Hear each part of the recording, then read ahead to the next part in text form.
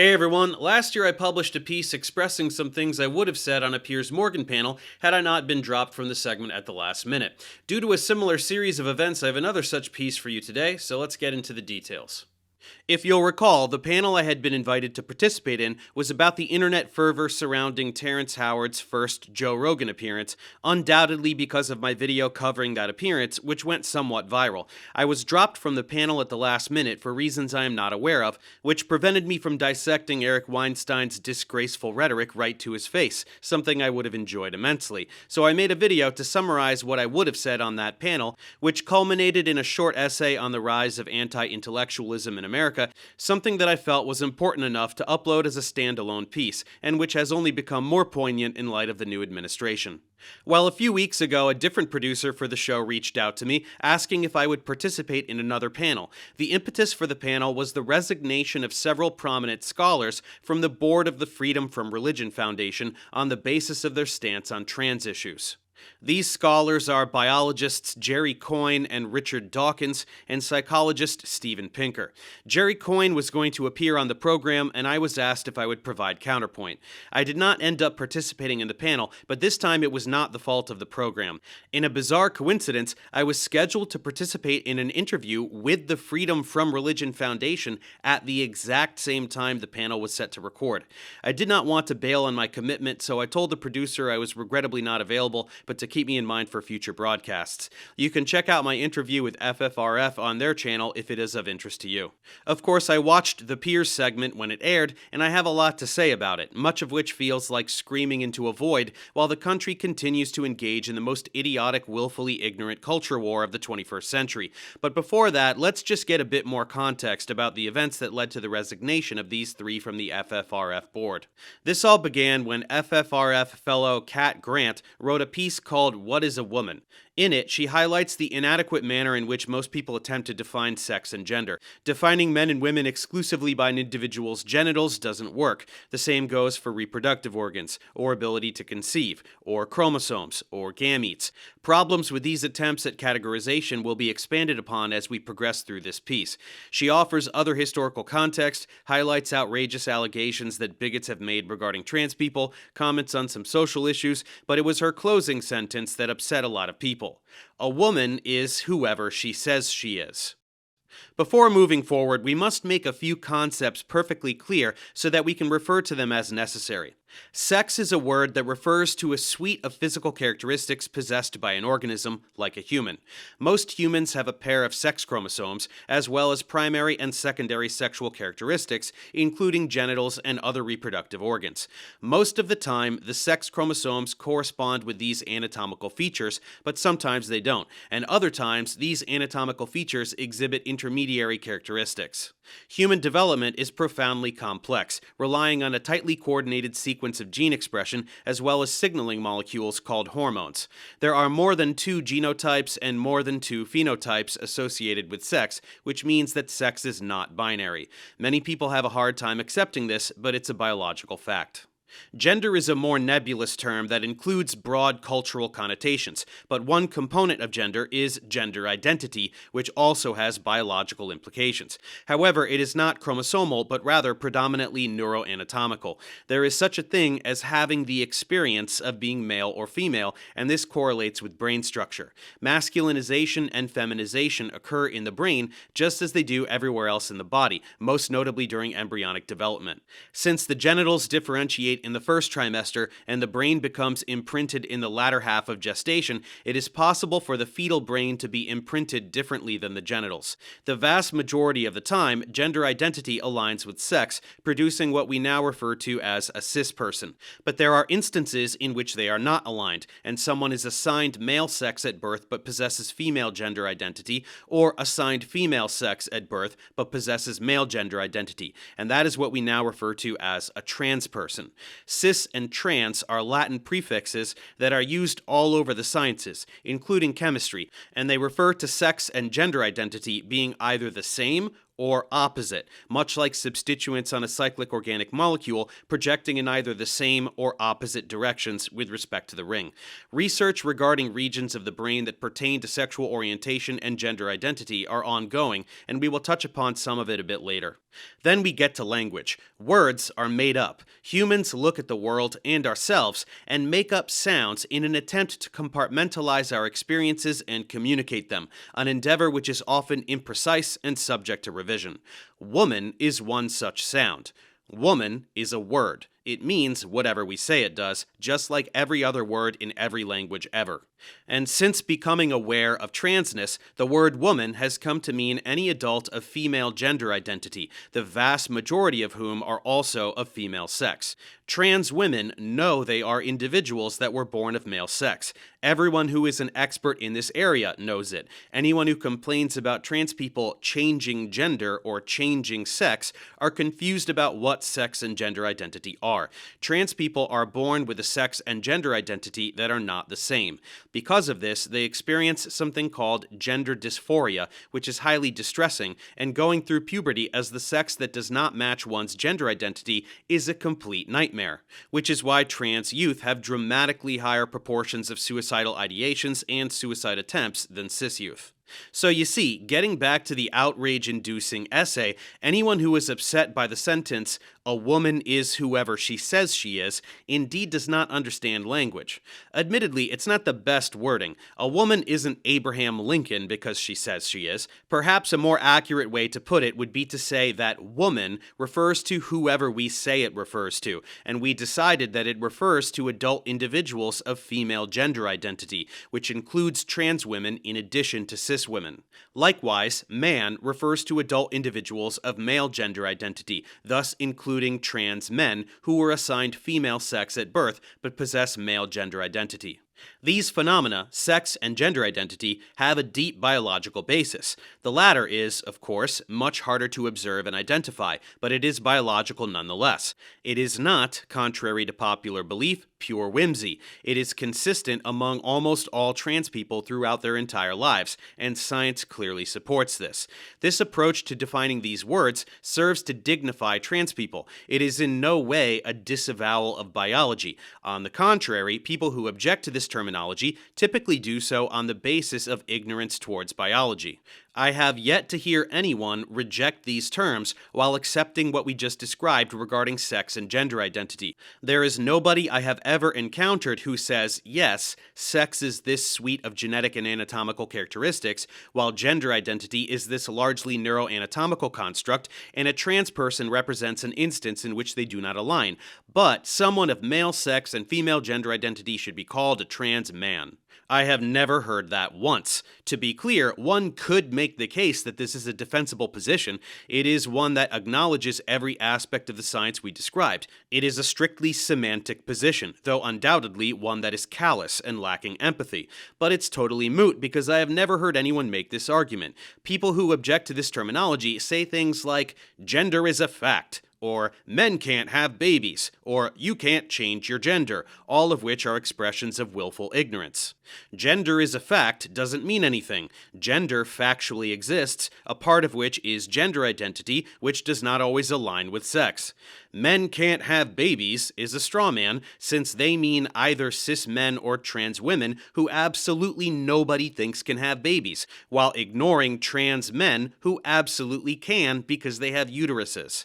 You can't change your gender is another straw man. Trans people are not changing their genders. Many of them alter their primary and secondary sexual characteristics to align with the gender identity they've had since birth in order to minimize gender dysphoria and be happier.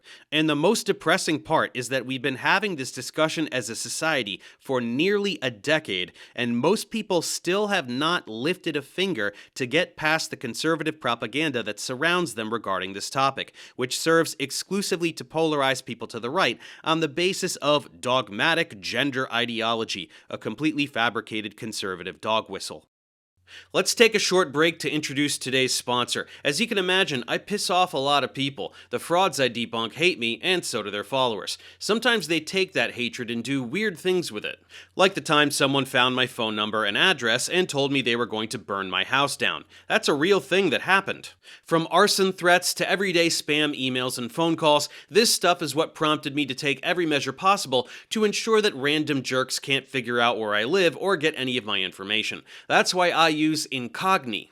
Incogni scours the internet for data brokers who collect and trade your personal information without you knowing. Finding them all and demanding your privacy would take forever, if they comply at all, so why not let the professionals do it for you? Go to incogni.com/ProfessorDave and use code ProfessorDave to get an exclusive offer of 60% off an annual plan. Incogni will find every last one of these data brokers and make sure that all your information, from your name, address, and phone number to social security number, medical data, and even shopping habits remain completely private. The best part is that this activity is constant, so you can rest easy knowing that any new breaches that crop up will be dealt with swiftly and efficiently. And you can keep track of all this progress in your own personalized dashboard, which tells you the number of hits and how many they've been able to remove. Take back the power and control your data with Incogni today.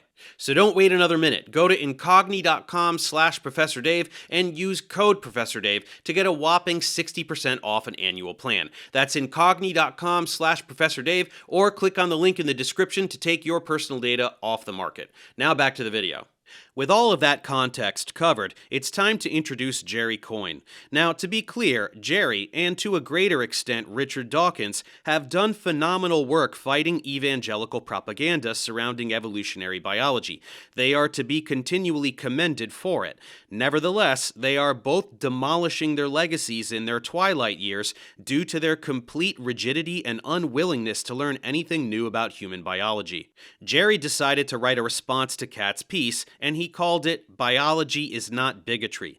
In it, he demonstrates a complete inability to distinguish between sex and gender identity, insisting that biological concepts he is unfamiliar with must therefore be ideological, thereby absolving himself of having to update his worldview. He even claims that all multicellular organisms adhere to a strict sexual binary, unable to grasp that animals which are hermaphroditic or change between hermaphroditic and dioecious throughout their life cycles do not have to constitute a third sex in order to violate the binary. Even still, biologists that study certain nematodes do indeed refer to them as having three sexes, a phenomenon called trioecy, while other species can exhibit gynodioecy or androdioecy. Breeding strategies in the animal kingdom are extremely varied. His analogy about deformities producing extra digits may be valid when comparing with chromosomal abnormalities, like monosomy or trisomy of the sex chromosomes, as these too represent a mere difference in number regarding features we all possess. But it still has absolutely nothing to do with trans people. He speaks about sex and then gender in that overarching nebulous way, but does not mention gender identity a single time, demonstrating that he does not know what it is. At any rate, the controversy began when FFRF, which had initially published his piece, decided to remove it. Presumably there was some backlash, as the piece indeed contained abject errors, and to call it short-sighted would be an understatement. Whether one thinks it was right or wrong to remove the piece is their business, but the result was that these three scholars resigned from the board to significant publicity, and it is precisely this reason that Coyne was invited to talk to Piers. The format of this segment was a bit strange. Piers spoke to Coyne alone, and then a separate shit show of a three-person panel followed. There's plenty to talk about regarding each portion, so let's start with Coyne. Biology is not bigotry claims categorically in biology.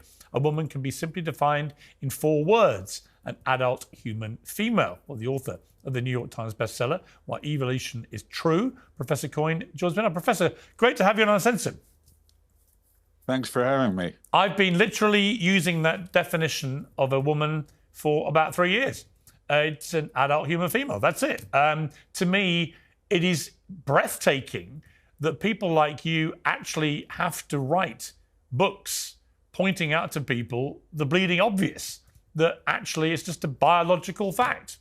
If either of you were aware of what is obvious, you would know that those who advocate for trans rights are using this same definition: adult human that is of female sex or female gender identity.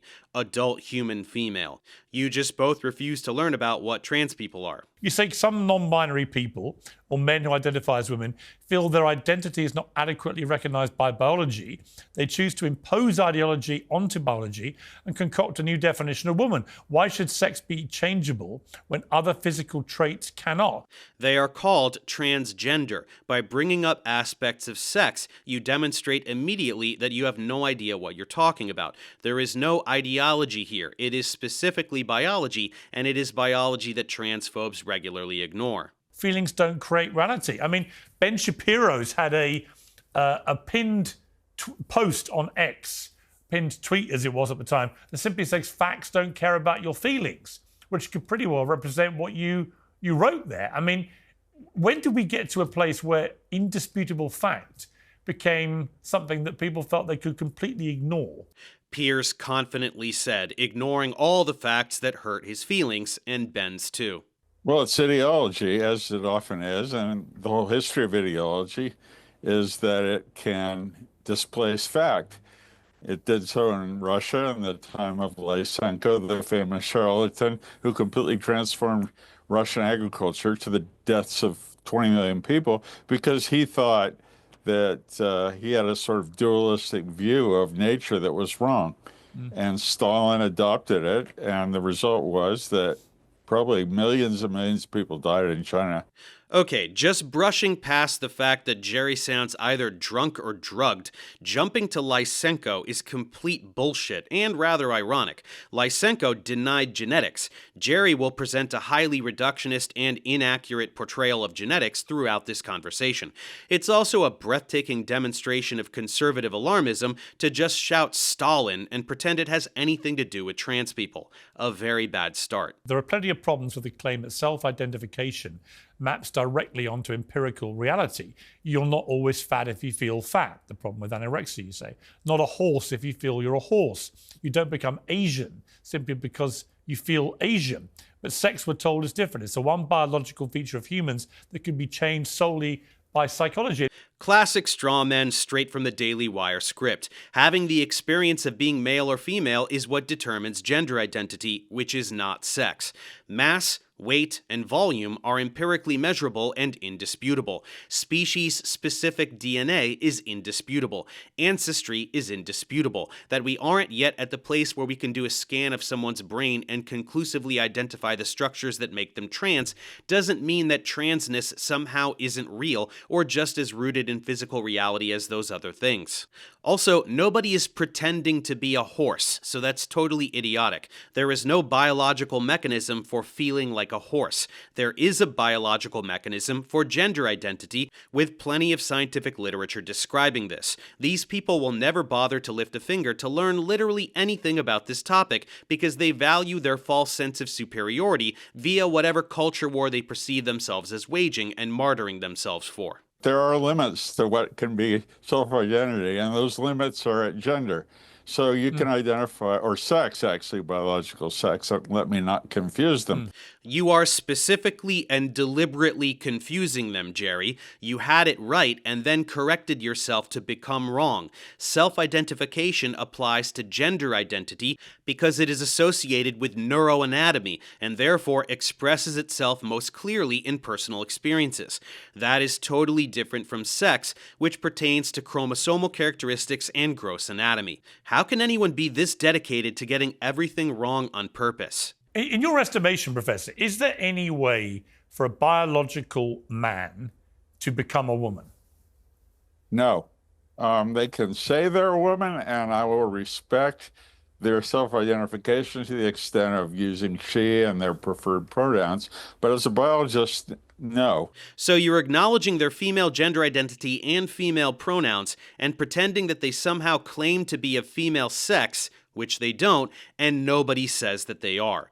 This is why discussion with transphobes never goes anywhere. They are totally disinterested in dialogue. They are constantly having an imaginary argument with a fabricated opposing view that they've concocted in their minds. Because the biological definition of sex is based on the reproductive apparatus that can produce either sperm or eggs. Is it though? So a woman without ovaries is not a woman? A man without testicles is not a man? I think you need to broaden your definition there, champ. And when I see the scene like saw in the Olympics of this poor boxer literally throwing the towel in after 40 seconds because they couldn't stomach or withstand the pain of being hit that hard by somebody who is almost certainly more a biological man than woman.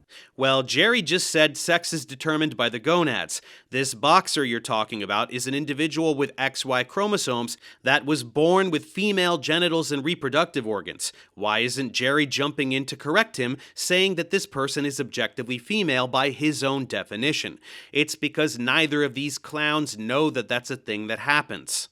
Yes, you can have XY chromosomes but express female genitals, or XX chromosomes and express male genitals, on top of the plethora of other situations that can occur regarding sex chromosomes, including monosomy and trisomy. That's why neither a chromosomal nor gonadal definition for sex is sufficient, because they can contradict each other. That this boxer was born with a vagina and ovaries makes her a woman according to Jerry. Piers, on the other hand, is fixating on her sex chromosomes as the only important factor, which somehow makes her more man than woman, in his own words. So which is it? They are oblivious to the fact that they are contradicting each other because they don't actually care about being accurate. They're just grandstanding for the conservative audience that champions them as voices of reason in an increasingly reality-denying, willfully ignorant, and science-illiterate world. There's a sea change now happening in which a formerly taboo subject can now be discussed openly. And that's what I tried to do in my article, which was censored by the FFRF. Anyone could always talk about trans people, and transphobes have never shut up about trans people for a single second for at least a decade, so I have no clue what he's talking about. And FFRF didn't censor you, Jerry. They found your article to be ignorant and problematic, and therefore not reflective of their values, so they removed it. They are free to make their own decisions about who to platform and why. You sound like a child. And unfortunately, I'm receiving more hate mail now for that than I ever have in my life. Most of it calling me a transphobe. I don't hate trans people. No. I'm just trying to adjudicate the clash of rights that's going to be inevitable when you have this kind of thing happening. And you're completely right. And the people who hate you are completely wrong. Wow, you really are the exemplar of an open mind, Piers. Me right and them wrong because me say so. No, guys, you are completely wrong, and the people criticizing Jerry are completely right. I'm sure he is getting plenty of emails pointing out his transphobic stance, and I'm sure he is simultaneously ignoring all of them, even those from professionals who work in this area of neuroscience, while simultaneously blowing their condemnation way out of proportion. Because again, martyrdom is too sweet a prospect for these types to avoid. Now they're going to throw Neil deGrasse Tyson under the bus because of something he said about categorizing athletes according to hormone levels instead of sex. We honestly don't even need to watch the clip because it's neither a profound insight nor an official position of his, nor is it to be taken that seriously. But Jerry's response is quite interesting. But when you see someone, as eminent as Neil deGrasse Tyson, a proper scientist, when he says that kind of thing, what do you feel? Well, my first reaction is charitable. I'll say he's a physicist. He's not a biologist. And he's not aware of the literature looking at the strength and the athletic abilities of trans women. Okay, Jerry, is it then also fair to say that you're not a neuroscientist and that you completely ignore the primary literature regarding gender identity, which is why you are completely botching this topic every time you open your mouth? I'd say that's quite fair. And this is probably one reason why that played into the Democratic defeat in the election, is that the Democrats, who tend to be progressive, the extremists, I'm a Democrat, but I'm more centrist and I hope more rational, The Democrats were telling people things that they could see were not true. Yeah. Wow, that's a whole lot of stupid. The Democratic Party is not left, and yes, increasing transphobia and bigotry of a general nature contributed to Trump winning, since he fosters it. The scientific case for trans was outlined in a Scientific America article called Stop Using Phony Science to Justify Transphobia. They argued there is bigotry in the position adopted by Richard Dawkins, Steven Pinker, and yourself. And I want to go through some of the stuff they said. They said the popular belief that your sex arises only from your chromosomal makeup is wrong. The truth is your biological sex isn't carved in stone, but a living system with the potential for change. A half-century of empirical research has repeatedly challenged the idea that brain biology is simply XY equals male brain or XX equals female brain. In other words, there's no such thing as the male brain or the female brain. The science is clear and conclusive. Sex is not binary. Transgender people are real. It's time we acknowledge this. Defining a person's sex identity using decontextualized facts, in inverted commas, is unscientific and dehumanizing. What did you make of that? Well, I would say what a thicket of weeds we have to hack our way through in that sense.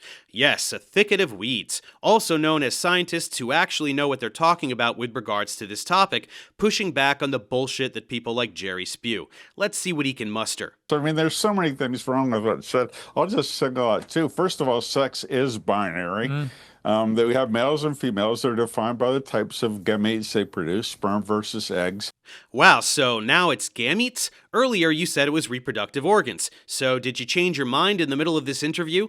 All you need to do is see what gametes a person is producing, and that's it. That will tell you male or female. That's exactly what they do at the hospital when a baby is born. They check for eggs or sperm. Oh, wait, no, they don't, since testes don't produce sperm until puberty, so they obviously don't do that, and also your definition would demand that prepubescent boys are not male. That doesn't work. Jerry, sex is not binary. Sex refers to a broad suite of anatomical and physiological characteristics from the molecular level to the anatomical level, including hormones, chromosomes, gametes, genitals, reproductive organs, and secondary sexual characteristics. To claim that sex is binary is to claim that all of those features exist exclusively in two sets that are totally unmodifiable. That is wrong. There are plenty of people who express a variety of intermediacy in this suite of characteristics, as we've already outlined. Positive and negative electric charge, that's a binary. Matter and antimatter pairs of particles, that's a binary. Human biology has no binaries. Living organisms are immensely more complicated than any binary system we are aware of. Proportion of exceptions to that in the human species is between 1 in 5,600 and 1 in 20,000. So basically, it's binary. The chance that you're non-binary is the same as the chance of tossing a quarter in the air and having it land on its edge. Right, so it's binary, except for when it isn't, so it's not binary. And sorry, this heads or tails analogy doesn't work. He's trying to take a suite of characteristics, like sex chromosomes, genitals, gametes, reproductive organs, and secondary sexual characteristics, and lumping all of those together to represent heads, while the other set of characteristics is tails. Multiple characteristics that do not always align can't be smushed together to represent one side of a coin. In general, the mathematical certainty he is trying to paint upon the biological world demonstrates a remarkable ignorance of biology, which is pretty shocking for a biologist. It makes sense that an uneducated buffoon like Matt Walsh would spew this crap, but Jerry? He really should be ashamed of himself. As I said, I'm not a transphobe. But you have to recognize that sex comes in two forms. So that's the first problem with that. No, that's the second problem. The first problem is that you're wrong. Sex isn't binary. The second problem is that you think this has anything to do with trans people when it doesn't. Examples of gonadal dysgenesis, like Swyer syndrome, XY but female genitals, or De La Chapelle syndrome, XX but male genitals, have absolutely nothing to do with trans people. At all. The same goes for intersex or any of the other conditions pertaining to sex. Not even a little bit. Trans people have a gender identity that is different from their sex. That is not chromosomal. That is neuroanatomical. When, oh when, oh when will you get that through your skull? The science of male versus female brains is in flux, and especially the science of people who claim to be of intermediate gender is in flux. It's not clear whether trans people do have intermediate brains, if there is such a thing as brain differences, or if those trans people that do show intermediate, you see, are really gay people who say that they're trans. And there's a difference between being trans and being gay. Wow, really? Trans and gay isn't the same thing? Holy smokes, I'm learning so much from you, Jerry. No, trans people aren't just gay. Sexual orientation and gender identity are completely separate phenomena, and the science you're referring to isn't in flux. Researchers have been identifying the regions of the brain that pertain to sexuality and gender identity for quite some time. You just haven't ever read any of it. There indeed are brain differences, which can't be reduced to simply male brain and female brain. That is overly reductive. There are differences in brain structure and composition between males and females, which has been known for a long time. And there are differences in brain structure and composition between cis individuals and trans individuals, though this can in no way be reduced to female brain and male body or something like that. Living organisms are complex, and the human brain is the most complex object in the known universe. A deep dive into this literature can occur in a separate piece should that become necessary. For now, it will simply suffice to say that Jerry has never read any of it. So yeah, I mean, how would you describe that difference from a biological perspective? Well, trans, you feel like you're born in the wrong body, and you want to assume the other body. And I'm not denying that those people exist either. I think they really do. I don't know when it starts, this feeling of, being in the wrong body, but Wow, what a rigorously scientific explanation from the scientist. Yes, you don't deny that trans people exist, you just pretend it's mental illness instead of learning about neuroscience. As for when it starts, it's during childhood, and apparently it's a fucking nightmare. a gay person is somebody, or a gay male or a gay female, or somebody who has a sexual attraction to members of their own natal sex. It has nothing to do with feeling like you're in the wrong body. It has to do with who you're sexually attracted to.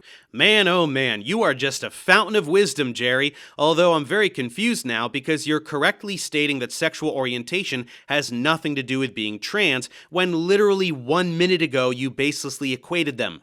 That's bizarre. I mean, when you were talking to Richard Dawkins and Steven Pinker about what was going on, were you all equally kind of bemused, baffled, or how would you categorize your thinking about it?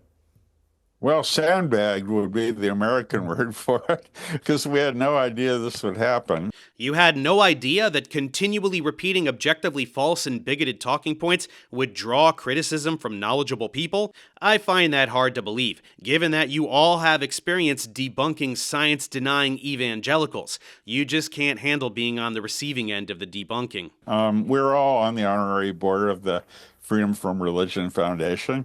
And we have in the past warned them that they're widening their mission, going outside their mission, by dealing with things that don't involve church-state separation, which is the purview of the FFRF.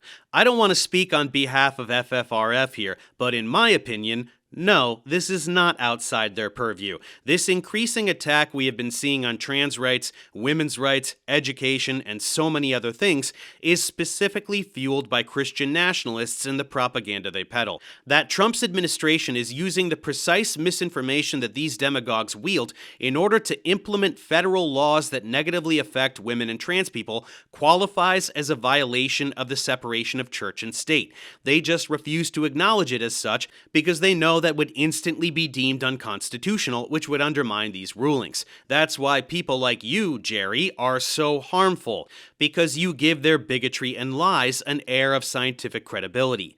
Do you get it now? And in this case, in which they published an essay saying that sex is whatever you feel it to be, a woman is whoever she says she is, that That was too much. The essay didn't say that, Jerry. You are inserting the word sex arbitrarily and probably didn't even read the essay. You found that closing sentence, didn't like it, and are now misquoting it on a hugely televised program, which is unethical and pathetic. The word woman is not the same as the biological characteristics we associate with the female sex.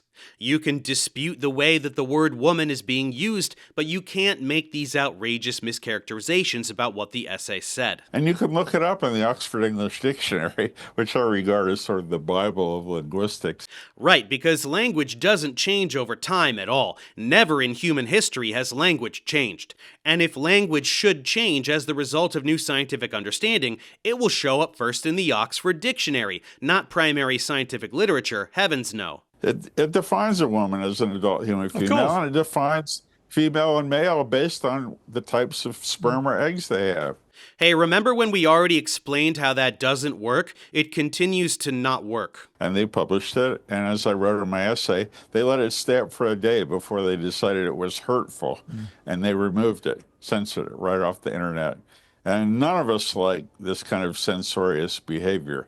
Yeah, they graciously allowed you to provide counterpoint, quickly realized your counterpoint was full of shit, so they removed it. That's not censorship, and they certainly didn't censor it right off the internet because you have it published in dozens of other places. That's how I was able to read it and see how much it sucks. This very deliberate and baseless implication of tyrannical censorship and assault on free speech is completely idiotic. You can't force them to keep your crappy essay up. You are so overflowing with conservative dog whistles that they're coming out your ears. I mean, it's completely preposterous, isn't it? I mean, the whole point of being an intellectual or a scientist or a professor is you push back on stuff, right? You challenge, you challenge conventional norm, and you ask questions. Yeah, plenty of professionals challenge you, Jerry, and you, Piers, by trying to educate you on these topics. They are challenging the conventional norm, which is the widely held ignorance that you embody. You continually ignore them. Because when merit clashes with ideology, in wokeness, it's always the merit that gets discarded. Yes. This is why, for example, in America, the SATs and ACTs, indices of how you did in high school, have been eliminated in many schools as criteria for getting into college. Got any evidence for that? It sounds like bullshit to me. If that were true, why would any student still take those tests? If they weren't factors, then nobody would take them. Common sense debunks you. And there is no woke ideology. That's a term invented by conservative propaganda to present facts they don't like as baseless faith, just like anti-science evangelicals do to modern evolutionary biology by referring to it as Darwinism. How ironic. Jerry might as well be exclaiming that it's Adam and Eve, not Adam and Steve. I get called transphobe on a daily basis, merely for saying that the rights of trans people and the rights of cis people are going to come into conflict sometimes, and they have to be adjudicated. That's not why you get called a transphobe, Jerry. You're back to your Mott and Bailey. You get called a transphobe because you deny transness, because you continually say meaningless things like, men can't be women, that perpetuate bigotry. It's the perpetuation of this bigotry that keeps people like Piers ignorant of the science he doesn't know, and it's why you're on his show. Anyway, that's the end of that interview. It would seem that Jerry declined participation in the panel, probably because his arguments fall apart when confronted with anyone knowledgeable in this area. So let's move to the panel. It consists of right-wing podcaster Brianna Wu, trans rights activist Eli Ehrlich, and Tomi Lahren, the absolutely insufferable bigot Barbie, and female Steven Crowder. Let's see how this goes. I mean, Eli, we heard it pretty well there from the professor, that from a biological point of view, never mind anything else, from a straight scientific biological point of view, a man cannot be a woman. What is your response to that? He is completely unscientific and so bound up in his ideology that he isn't even paying attention to the vast majority of biologists, including those from the American Academy of Sciences, who disagree with him and do acknowledge that sex describes a variety of different characteristics that can be changed. This is a bit painful to watch, because given that Tommy is a delusional maniac and Brianna immediately rolled her eyes, we can already see that Eli will be the only voice of reason here, and although everything she said was correct, it doesn't address the ignorance of Piers' question in the most relevant way. Piers said, purely from a biological perspective, what about these words we made up? Which is stupid. It's a stupid question. The whole point is that man and woman are words we made up and therefore mean whatever we say they mean. The other problem is that by making the conversation about sex, the discussion is tangential to the actual point, that trans people have a gender identity that is different from their sex, which is why nobody denies that trans women are individuals born of male sex. The extent to which surgeries can change that designation is a semantic issue. One could make the case that a trans woman will never be anything other than of male sex due to the sex chromosomes in every cell in their body. It is an argument one could make, even if it completely contradicts every argument for designating sex that Jerry and Piers made just a moment ago. But more importantly, it still would have nothing to do with the definition of a trans person. There has never been a trans woman who has won a gold in the Olympics. Hang on. We literally just had at the Paris Olympics the Algerian boxer, welterweight She's division. not a trans woman. I'm about to tell you what For all that we know, she is intersex. She was assigned female at birth. All we know is she was banned from the World Championships the year before because she reportedly tested positive for male chromosomes. Now, this does not mean she's a trans woman. Why doesn't she just take a simple sex test and show us? A sex test? What the shit are you asking for, Piers? The whole world already knows that she has XY sex chromosomes, and you've already made up your mind that her sex chromosomes make her male, even though she was proven to have been born with female genitals and reproductive organs, and even though you just got done agreeing up and down and all over town with Jerry that it's the reproductive organs that determine your sex. Eli just told you that has nothing to do with being trans, and your response is, take a sex test? Are you an idiot? When you ignore not only biology, but when you ignore gender itself, why should biological women, and I don't even like saying that, Piers, I don't like even referring to myself as a biological woman. I'm a woman, okay?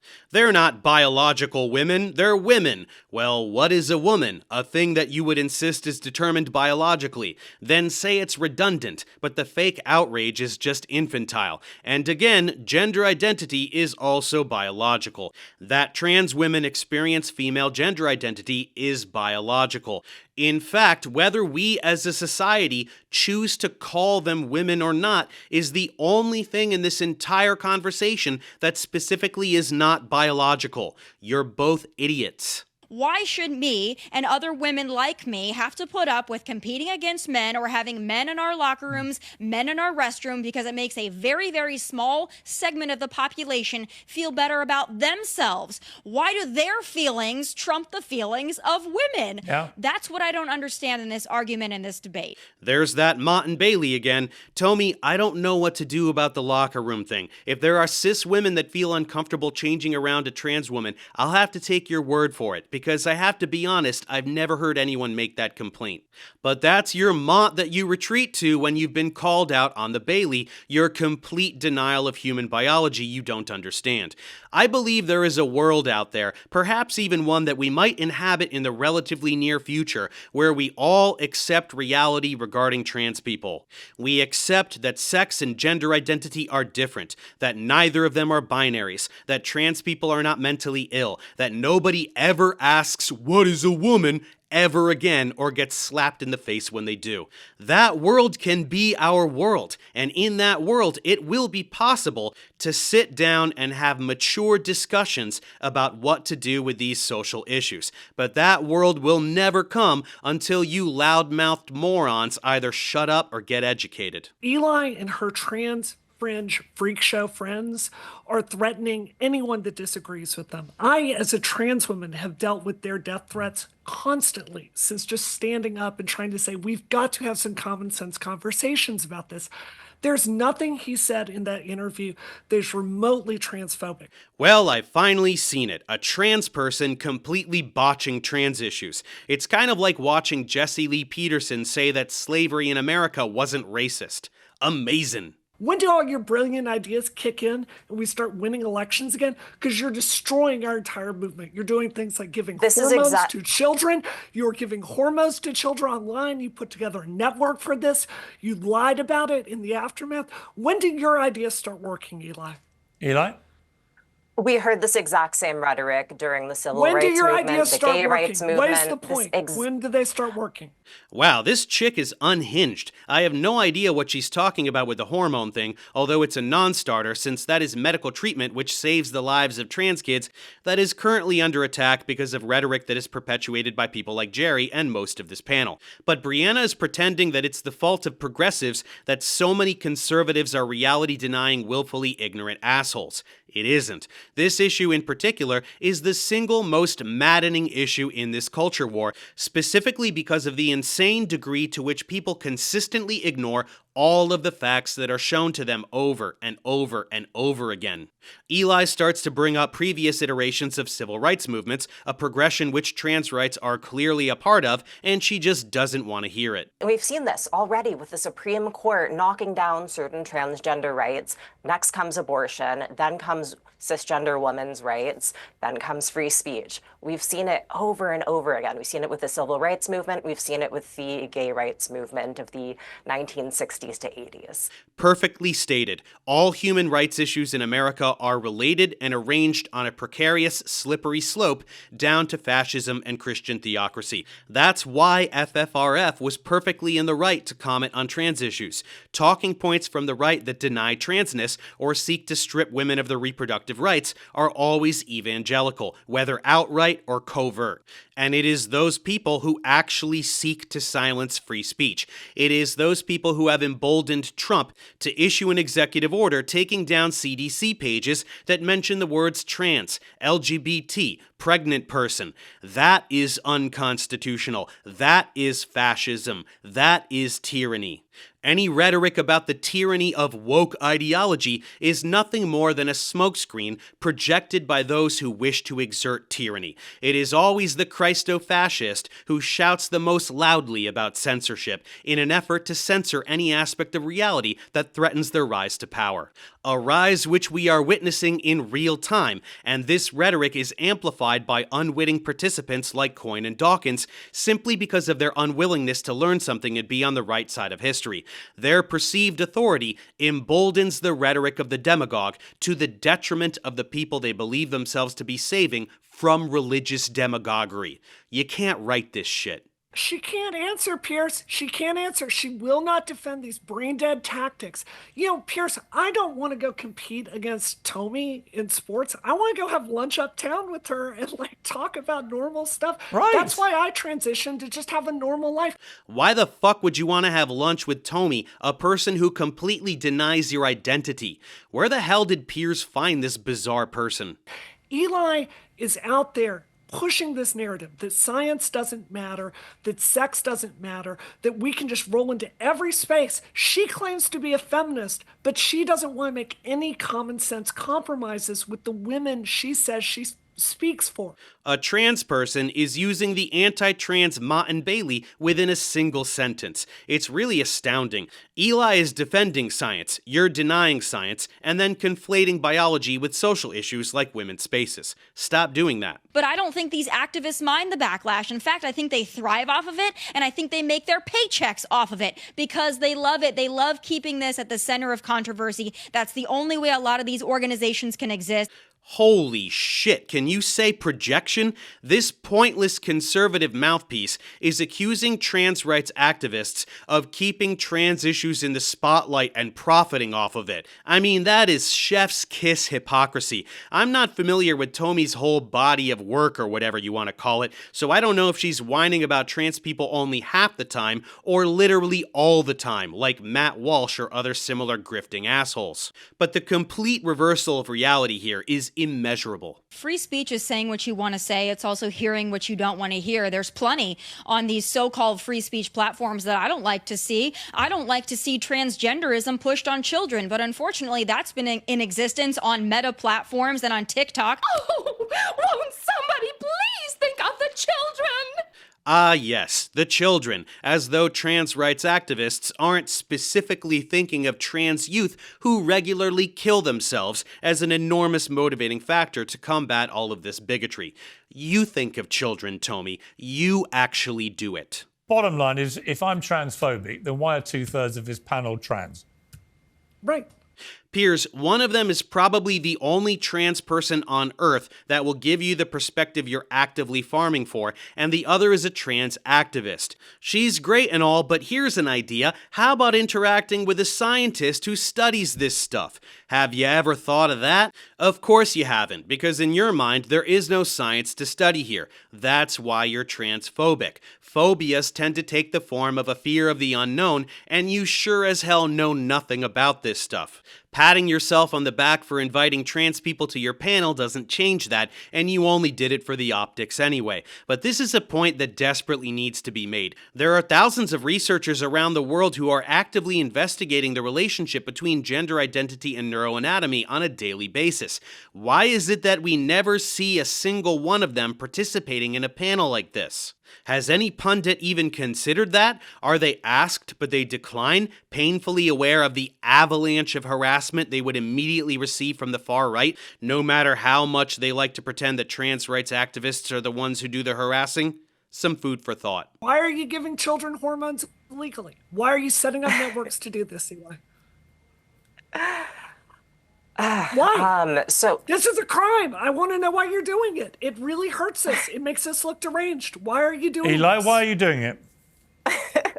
Well, this is going to make some great TV. Look, when trans youth are denied necessary health care, we always have to step in. And right now, under very brave trans lawyers like Chase Strangio are in the Supreme Court fighting for trans kids because In of... a case he's going to lose.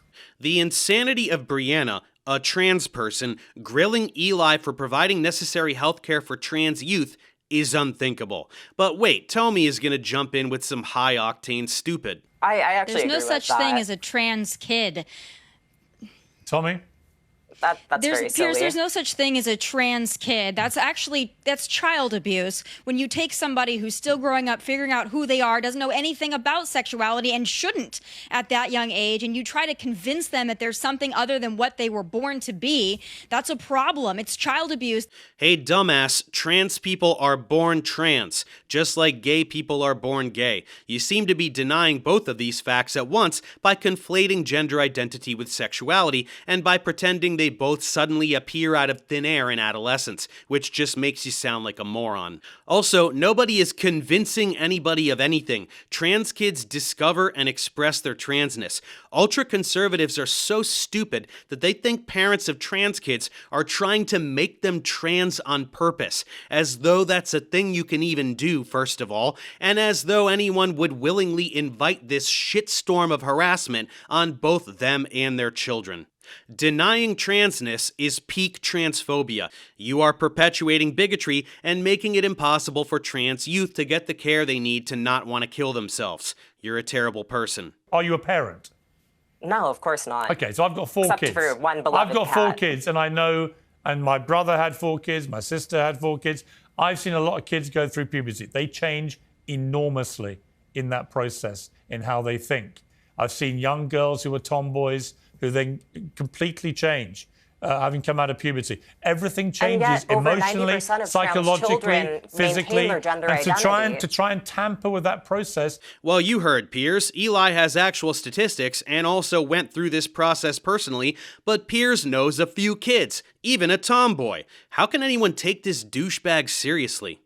Anyway, that's the end of the panel, so let's wrap things up. I didn't show most of the instances of Piers or Tommy bringing it back to women's sports again and again and again, because it was just too repetitive to put you through that, but that is what happened. This is what happens every time with these sorts of discussions. People who claim to want to have a simple discussion about biology will always retreat to these social issues, because it's the only aspect of this discussion that actually contains nuance.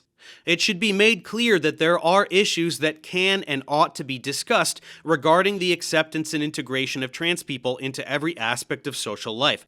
Regarding trans people in sports, I think there are instances in which it is not fair, and I think that there are instances in which it is fair. People who don't even take the time to understand what trans people are will certainly never lift a finger to understand what hormone replacement therapy is or precisely what it does on an anatomical and physiological level. And there are trans individuals who delay puberty until they can legally transition and thus never go through puberty as the misaligned sex, which means that any argument about advantages bestowed by development during puberty are totally inapplicable.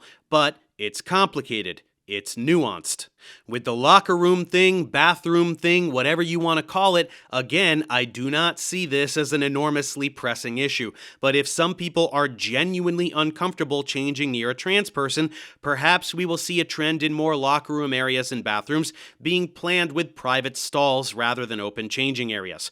Most people prefer that anyway. I don't know what we should do, and it wouldn't bother me if people were to talk about these issues in a genuine good faith manner, but that is not what happens. Transphobes use sports as their favorite mott when their Bailey starts to sink, which is the smug self-righteousness they exude while confidently demonstrating that they have no clue what they're talking about when it comes to biology. Biology first, the rest comes after. We will never, ever progress an inch on these issues until conservatives, and even the liberals who are being held captive by this rhetoric, take the time to educate themselves about human biology. It's a message I've offered before, but it clearly hasn't made a dent yet, so I'll keep going until it does. So that's it for this episode of Things I Wish I Could Have Shouted at Piers Morgan's Face. Perhaps I'll have an opportunity later, whether it's about this topic or some other one. We'll just have to wait and see. Until next time.